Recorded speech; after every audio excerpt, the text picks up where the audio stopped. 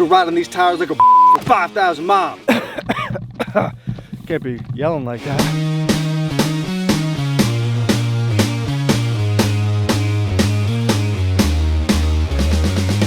Let's see how these tires have held up. I do think you'll be surprised. But first, let's talk about the type of riding that I've been doing. About 10% of the miles that I've put on these tires have been on the highway.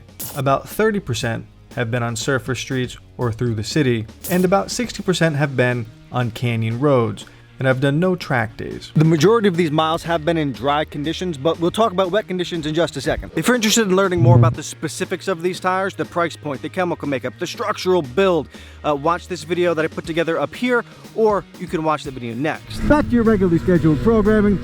After 5,000 miles, I have noticed that you have to muscle the bike a little bit more to change directions as quickly as you're able to when the tires were new, which is pretty standard fare for tire wear.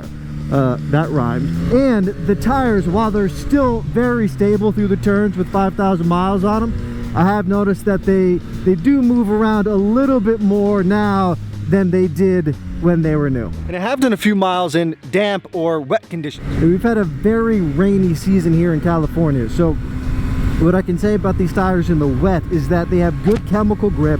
They provide ample drive even when the roads are slick.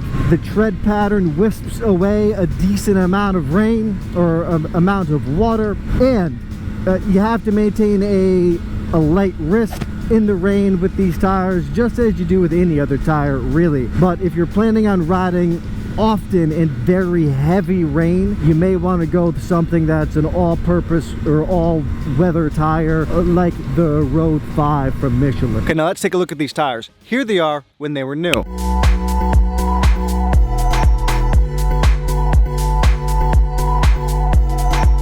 And here they are now at 5,000 miles.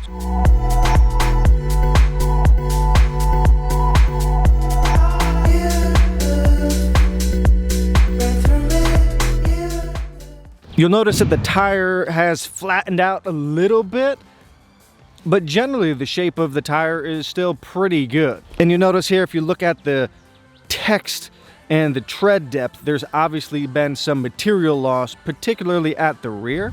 But the fronts, they still look pretty good. If you're finding value, leave a like, drop a comment, subscribe, and listen, I'm somewhere between an average rider and a quick rider. If you are super fast and you're dragging me through turns and hitting track days, you can probably expect to get less miles out of these tires. And if you're a more reserved rider, you might be able to expect slightly more miles. And here's what happened to my last set of Bridgestone Battle Axe S22s.